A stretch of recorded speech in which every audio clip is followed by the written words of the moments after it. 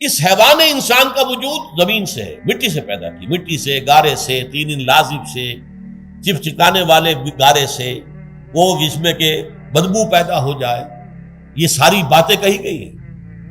اور سائنس بھی کہتی ہے مٹی سے پیدا ہوئے، کیسے پیدا ہوئے اس میں اختلاف ہے، لیکن یہ کہ ہے مٹی ہماری اوریجن، قرآن بھی کہتا ہے اور سائنس بھی کہتی ہے۔ اور ہمارے وجود کو جب وہ تھک جائے، مزمحل ہو جائے، اس کی انرجی کم ہو جائے، تو اس کے لیے جو غذا ہے، جو تقویت ہے، وہ بھی ساری زمین سے آ رہی ہے۔ آپ نے پھل کھائے، آپ نے گندم کھائی، آپ نے چاول کہاں سے آ رہے؟ اچھا بکری کا گوشت کھایا تو بکری کا گوشت کس چیز سے بنا ہے؟ اس نے گھاس کھائی ہے، اس نے پتے کھائے ہیں، وہیں سے تو بنا ہے۔ الٹیمیٹ سورس آپ کے وجود حیوانی کے لیے جو آ رہی ہے وہ زمین ہے۔ وجود روحانی کو بھی تقویت کی ضرورت ہے، وہ بھی مزمحل ہوتی ہے، کمزور ہو جاتی ہے، خاص طور پر جبکہ وجود حیوانی کا اس پر غلبہ ہو جائے، تب تو یوں سمجھیے کہ وہ بالکل بے ہوش ہو کر موت کے قریب پہنچ جاتی ہے۔ اس کی تقویت، اس کی غذا وہیں سے آئی ہے جہاں سے روح آئی ہے، وہ کلام ربانی ہے، روح ربانی، نفخت فیہ من روحی من روحی من روحی، میں پھونک دوں اس میں اپنی روح میں سے۔ روح کا تعلق ذات باری تعالیٰ کے ساتھ ہے۔ اسی طرح کلام ربانی کہاں سے آیا ہے؟ اللہ تعالیٰ کے پاس سے، یہ اس کی تقویت کا ذریعہ ہے۔ اب عام حالات میں کیا ہوتا ہے؟ ہمارا یہ وجود حیوانی چھایا ہوا ہے ہمارے وجود کے اوپر، بیچاری روح جو ہے دبی رہتی ہے، پسی رہتی ہے۔ اگر خدا نے خواستہ ہم گناہ گار بھی ہیں، گناہ پر گناہ کا ارتکاب کر رہے ہیں، تو وہ روح جو ہے وہ قلب کے آئینے شیشے کے اندر ہے۔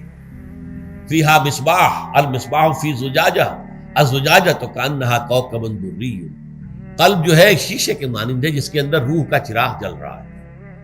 اب اگر یہ اوپر جو شیشہ ہے اس پر دھواں آ گیا، لالٹین کی چمنی پر دھواں آ گیا، تو اب روشنی باہر تو نہیں آئے گی۔ اگر انسان گناہ کرتا ہے تو قلب پر رین، زنگ آ جاتا ہے، یا حضور نے فرمایا ایک داغ لگ جاتا ہے، اور گناہ کرتا ہے اور داغ لگتا ہے، اور گناہ کرتا ہے اور داغ، یہاں تک کہ بالآخر پورا قلب سیاہ ہو جاتا ہے۔ اب وہ روح اندر بند ہو گئی، وہ دفن ہو گئی۔ اس کے لیے اب ضروری ہے کہ اب ایک پروگرام ایسا دیا جائے جو ریورس ہو جائے۔ دن میں روزہ رکھواؤ تاکہ وہ جو اینیمل انسٹنکٹس ہے وہ دبے، تو جب یہ وزن جو ہے اس کے اوپر کم ہوگا تو کچھ سائی آف ریلیف سے ملے گا۔ جیسے بے ہوش آدمی پڑا ہے، اسے کوئی ہلکا سا ہوش آ رہا ہے، آپ نے پانی کے کچھ چھینٹے لیے، اس کے بعد آپ نے رات کو کھڑے ہو کر قرآن کے انوار کو اتارا، بارش برس رہی ہے روح انسانی کے اوپر، قلب روحانی، قلب انسانی کے اوپر، جس میں کہ وہ روح جو ہے وہ دفن، وہ زندہ ہوگی اثر نو، ہوش میں آئے گی، اور ہوش میں آئے گی تو دو کام ہوں گے۔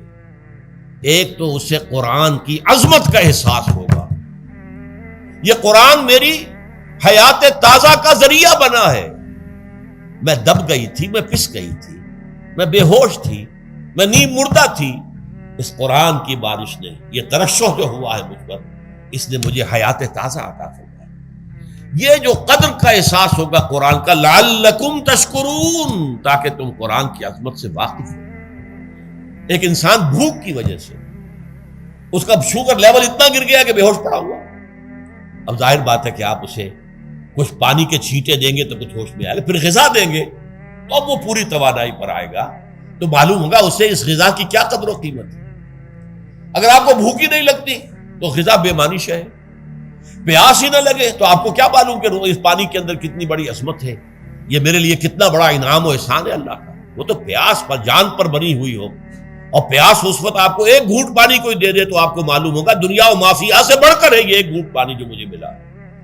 اسی طرح جب روح دبی ہوئی تھی حیوانی وجود کے بوجھ تلے، جبکہ وہ نیم خوابیدہ یا نیم بے ہوش یا بالکل بے ہوش تھی، وہ دن میں تو روزہ رکھ کر اس پر سے حیوانی وجود کا وزن کم کیا گیا، اسے ایک ریلیف ملی۔ رات کو قرآن مجید کے انوار و برکات اس میں جذب کیے گئے تو اس کو پوری توانائی حاصل ہوئی۔ اس پوری توانائی کا پہلا نتیجہ تشکر، قرآن کا شکر، الحمدللہ الذی انزل علی عبدہ عبدہ الکتاب ولم یجعل لہ عوجا، پھر وہ قلب کی گہرائیوں سے نکلے گا۔ سارا شکر اس اللہ کے لیے جس نے اپنے بندے پر صلی اللہ علیہ وسلم کتاب نازل کی اور اس میں کوئی کجی نہیں رکھی، کسی طرح کی ایش پیچ نہیں۔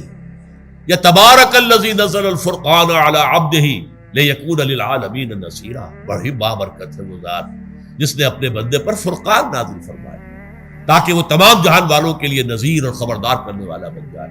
یہ قرآن کی عظمت کا احساس، اور ظاہر بات ہے جس قدر کسی نعمت کی قدر و قیمت کا احساس ہوگا اسی قدر تو آپ شکر ادا کریں گے۔ اگر آپ نے کسی بچے کے ہاتھ پر ہیرا رکھ دیا، اسے کیا پتا یہ ہیرا کس بلا کا نام ہوتا ہے، وہ سمجھے گا کانچ کا ٹکڑا ہے۔ لیکن اگر کوئی واقعتاً کوئی جوہر شناس ہو، جوہری ہو، اس کو آپ ہیرا دیں گے تو اسے معلوم ہے کہ مجھے کیا چیز دی گئی ہے۔ اس کے اندر جو شکر پیدا ہوگا وہ اس بچے کے اندر تو نہیں پیدا ہو سکتا جسے معلوم ہی نہیں۔ تو قرآن مجید کی اصل عظمت سے انسان واقف کب ہوگا؟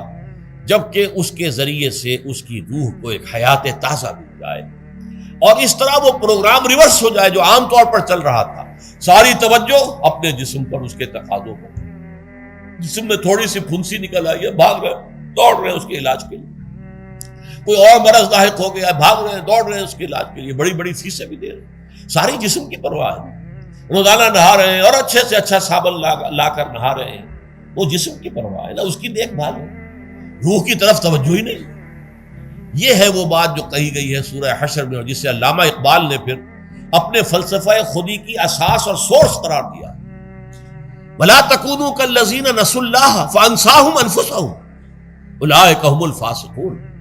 دیکھو اے مسلمانوں، ان لوگوں کے مانند نہ ہو جانا جنہوں نے اللہ کو بھلا دیا تو اللہ نے انہیں اپنے آپ سے غافل کر دیا، اور یہی لوگ فاسق و فاجر ہیں۔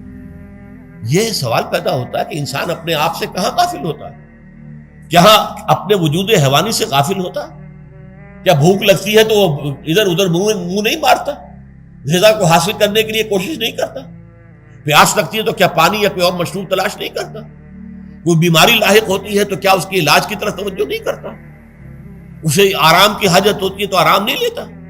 اپنے اس وجود سے تو غافل نہیں۔ کون سے وجود سے غافل ہوا ہے؟ وہ روحانی وجود سے غافل ہے۔ بھول گیا کہ میرے اندر روحانی وجود بھی ہے اور اس کا تعلق ذات باری تعالیٰ کے ساتھ۔ اس نے سمجھا کہ میں بس حیوان ہوں، نرا حیوان ہوں، اپنے اس وجود کی اصل حقیقت ہی سے بے خبر، غافل۔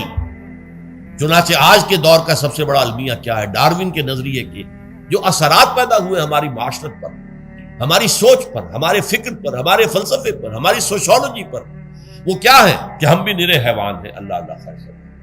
یہ سب سے بڑی محرومی ہے اس دور کی کہ انسان اپنے اصل شرف سے خود ہی مستعفی ہو گیا۔ ہمارا کوئی وجود ہے ہی نہیں روحانی وغیرہ، روح کسے کہتے ہیں ہم نہیں جانتے، بس یہ جسم ہے۔ ہم اللہ کو نہیں جانتے کون ہے کون نہیں ہے، ہوگا ہم تو اس کائنات کو جانتے ہیں۔ ہم روح سے واقف نہیں، ہم تو اپنے جسم کو واقف۔ آخرت سے ہمیں کچھ پتہ نہیں، شاید ہو شاید نہ ہو، کچھ پتہ نہیں، لیکن یہ زندگی تو ہے، اسے ہم جانتے ہیں۔ یہ ہے آج کے انسان کا سب سے بڑا المیہ، اور یہ ہے ماس سکیل کے اوپر ارتداد، ذہنی طور پر مرتد ہو چکے ہیں انسانوں کی عظیم اکثریت مرتد ہو چکی ہے۔ یہ ہے در حقیقت کہ روزہ جو ہے اس پروگرام کو آ کر ریورس کرتا ہے۔ دن میں کھانے پینے، جنسی تقاضے پر پابندی، وہ وجود حیوانی کا وزن کچھ کم، روح جو دبی ہوئی تھی یا سسک رہی تھی یا بے ہوش تھی یا نیند مردہ تھی، اسے کچھ ریلیف ملا۔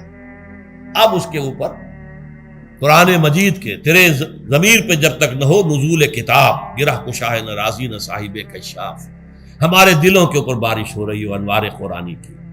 وہ ظاہر بات ہے کہ بغیر سمجھے تو نہیں ہوگی بارش، وہ تو آپ کوئی سمجھ رہے ہوں گے تو بارش ہوگی، ورنہ تو یہ ہے کہ ٹھیک ہے میں پہلے بھی عرض کر چکا ہوں آپ کو ثواب تو ملے گا، لیکن یہ ہے کہ وہ اصل مقصد قرآن کی عظمت کا قلب کی گہرائیوں سے اعتراف جو ہے اور اس پر اللہ کا شکر تو ادا ہوگا، لعلکم تشکرون، جبکہ قرآن مجید جو ہے آپ کے قلب کے اوپر نازل، اس کا مفہوم نازل۔